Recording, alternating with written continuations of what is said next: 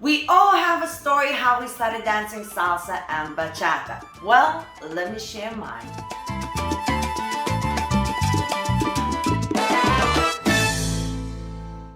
Hello everybody and welcome to my channel. Rasa the dancer is here. Now I travel all around the world teaching people and I get to know a lot of the people and they share their stories on how they started salsa and bachata.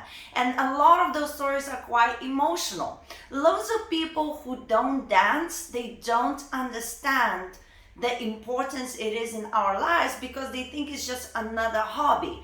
But they very often don't realize that it's not just good to use it as part of exercise or social environment where you meet people or you can find a date. It's actually sometimes much deeper. There's a lot of stories that actually people say it saved their lives because of what they've been going through, and that when they started dancing, it actually help them out. And there's so many people like that, but a lot of people don't understand that they're not on their own. There's so many people that have been through so many things, and dancing actually helped them to survive. I am one of those people. So today I will share my story with you.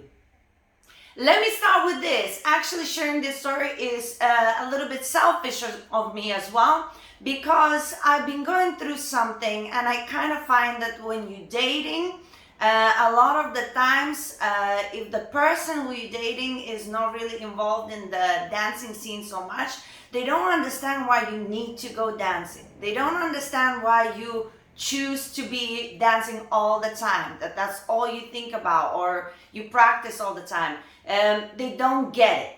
And I've been through that too many times, and I was thinking maybe if I tell my story, it will make more sense. And I know for a fact my story is not the only one. So here we go. I was in uni, I was extremely young, I was 19, 20, something like this, and I was dating a guy, started living with a guy. I was very naive. He was not a good person, not a stable person. And then one day he said he is gonna go to the hospital because his mother is there. He's gonna visit his mother in the hospital. He left, he never came back. I knew he is alive because there was some money gone from personal accounts. I ended up being on my own in the apartment, suddenly need to pay everything myself because I was bound by contract. So not only I lost what I thought the love of my life, I also had no money. My electricity was gone. I was eating rice. I would have this packet of instant rice. I would divide it in half. One half I would eat in the morning, one half I would eat in the evening or so. It was a really bad time, and for about 3 months, once that happened, I really went to a dark place where I was thinking all kinds of bad things, and it was depression going down and down. So one of my friends at the time said, why don't we go out to a pub, let's get drunk, you forget about it at least for a little while. And what happened is when we went to the pub, there was a Christmas salsa party happening in that pub. So I was drinking there with my friend, watching these people dance, and I used to dance ballroom when I was younger, so dancing was always part of my passion, but I had to stop it for whatever, this is another conversation. And then I was looking at these people dance, and these two very handsome guys came and asked us to dance. And we said, no, we don't know how to dance. And then they went and asked somebody else. And we thought, well, that's very rude. Just because we can't dance, they just leave our table. But we didn't know that in dancing, if somebody says no, you go and ask somebody else. Anyway, and then I looked at her and I said, you know what? I'm going to sign up for a class. And this is what happened. The next week, I went to the club where they have regular Monday classes, and I started my dancing. And then, because I was already depressed, going through a lot, and I was in a really dark place, I went full on. I would do every single class, then I would practice about 8 hours a day. I had no electricity in my house, so I would wait till it gets dark because there was lamps outside my window, and then when the lamps are on at night in the streets, it would reflect on my window, so I could see my reflection where I could practice my styling. And I started dancing minimum 8-9 hours a day. I was very depressed, so I wasn't sleeping, so I was just dancing on my own, playing music and stuff on my phone sometimes. And it was just a crazy time where I just suddenly immersed myself into this, and I started to forget how upset I am, because I suddenly felt like I'm doing something I love. I had a purpose. I managed to stop thinking about negative things about myself, and I focused on the positive things that the dance had to offer. And step by step, I realized that I am not hurting anymore. Then further down, I realized I'm good at this. Then later, with encouragement from a lot of people and teachers at the time that I had, I felt like I could do this. And slowly, by dancing, and then at the same time by the people that surrounded me, I felt like I've healed by default. So this is how I started dancing. It was a tragic time of my life. And it goes to show how sometimes if you manage from something tragic to do something with it, and take an opportunity when it comes, whatever that is, could be the weirdest thing, and you're like, no, you know what, I'm just gonna do this. Sometimes you manage to come from the dark into the light.